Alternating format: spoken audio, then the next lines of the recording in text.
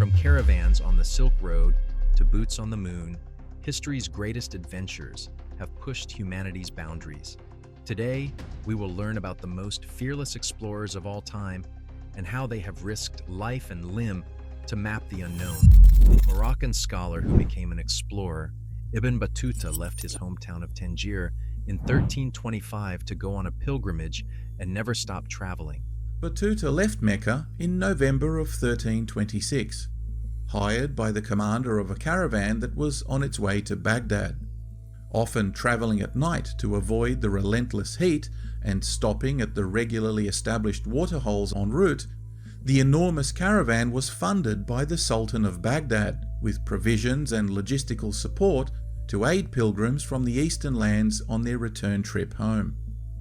His well-known travel journal, Rila, tells the story of an incredible 75,000-mile journey across Africa, the Middle East, India, China, and many other places. Riding camels and sailing across rough seas, he faced sandstorms, robbers, and sickness.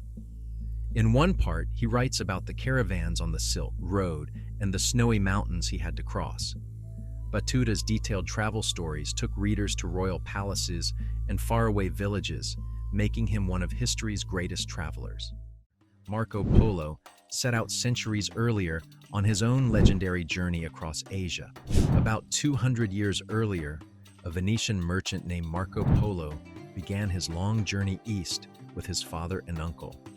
In 1271, they left Venice and followed the ancient Silk Road, crossing deserts and tall mountain ranges until they reached the court of Kublai Khan in China. He saw towns and civilizations that were unknown in Europe throughout his 17-year stay there.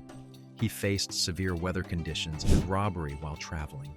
His stories of paper money, coal, and grand palaces amazed Europeans when he returned, helping to inspire future explorers. While Marco Polo's tales revealed the wonders of the East to Europe, Zheng's voyages showed the world the power and reach of China's navy and ambition. In the early 1400s, Admiral Zheng of Ming China led 7 huge sea voyages far beyond known waters. He traveled across the Indian Ocean, the Southeast Asian coast, and even East Africa on these treasure expeditions decades before European explorers discovered those routes. At the time, sometimes having up to 9 masts. The ships are loaded with food, live animals, and drinking water. On July 11, 1405, the fleet leaves with 27,800 men, mainly military. The expedition follows the already known trade routes, going to meet people who are still unknown in China. Zheng has to greet the local sovereigns on behalf of the Ming Emperor and to offer them gifts. The expedition, after having skirted the coasts of Champa, reaches the island of Java, then goes up towards the island of Sumatra to pass the Strait of Malacca. The ships then launch out into the open sea, reaching the island of Ceylon. There, the immense Ming fleet is perceived as a threat by the local king, who shows himself hostile to Zheng. The expedition then continues its route to reach Calicut, an important commercial crossroads in the heart of the Indian Ocean. In 1407, Zheng sets out again towards the east. As he crosses the Straits of Malacca, he hears of a powerful Chinese pirate who seized the city of Palembang and is attacking merchant ships. Zheng wants to ensure stability in the region and decides to play the role of policeman. Engaging in battle, he defeats the pirate and takes him prisoner. He returns to Nanjing on October 2, 1407. Zheng tells the emperor about his trip and his discoveries. With hundreds of ships, Zheng's fleet had to contend with unpredictable sea routes and strong monsoon storms. His travels promoted trade and diplomacy throughout the Indian Ocean and showed the world China's advanced shipbuilding skills and helped grow trade. Just as Zheng showed courage through exploration and diplomacy, this next explorer proved that true bravery can also mean fighting for survival and never giving up on your team. Antarctic explorer Ernest Shackleton led a famous 1914 mission to cross the South Pole. When his ship, Endurance, was crushed by thick ice, he could have lost hope, but instead, he kept his crew alive, on drifting icebergs. With their lives at stake, Shackleton and 5 men set out in a small lifeboat, braving the wild southern ocean for 1,300 kilometers until they reached South Georgia Island.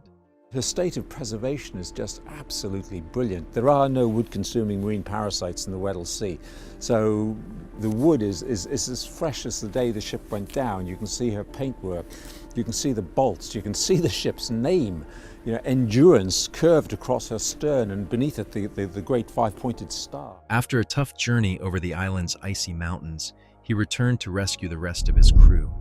Amazingly, all 28 men survived. Shackleton's story is a powerful example of leadership and strength in the face of extreme danger. While Shackleton conquered ice and sea on Earth's surface, Amelia Earhart took to the skies, proving that courage knows no bounds. American aviator Amelia Earhart broke aviation records in the 1930s. In 1932, she became the first woman to fly solo nonstop across the Atlantic, braving freezing winds and a failing navigation system. Conventional female life. After a plane ride at an air show, she decided she would learn to fly. In 1928, she was invited to be the first female to fly across the Atlantic, but only as a passenger. With pilot Bill Stultz and mechanic Louis E. Gordon, Earhart landed in the United Kingdom on June 17, 1928. Amelia was an instant sensation. I think she was somewhat embarrassed by the attention she got, because as she knew, she had done nothing on this flight. She was just a passenger. She kept the log, but she really referred to herself as a sack of potatoes. After the flight, promoter George P. Putnam began managing Amelia's career. It's very difficult to describe G.P. Putnam. He was flamboyant, he was handsome, he could be charming. When he lost his temper, his language was incredibly evil. Putnam began heavily promoting Earhart's career with lecture tours and product endorsements.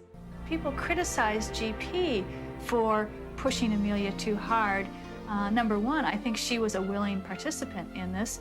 And number two, she really had to do it. That was the way that you would raise the money for these flights. Though their relationship started out strictly professional, they would eventually marry in 1931. After several more successful flights, including a solo trip across the Atlantic, Earhart decided to fly around the world. Amelia and navigator Fred Noonan took off from Oakland, California on June 1, 1937, and made it 22,000 miles to Lae, New Guinea.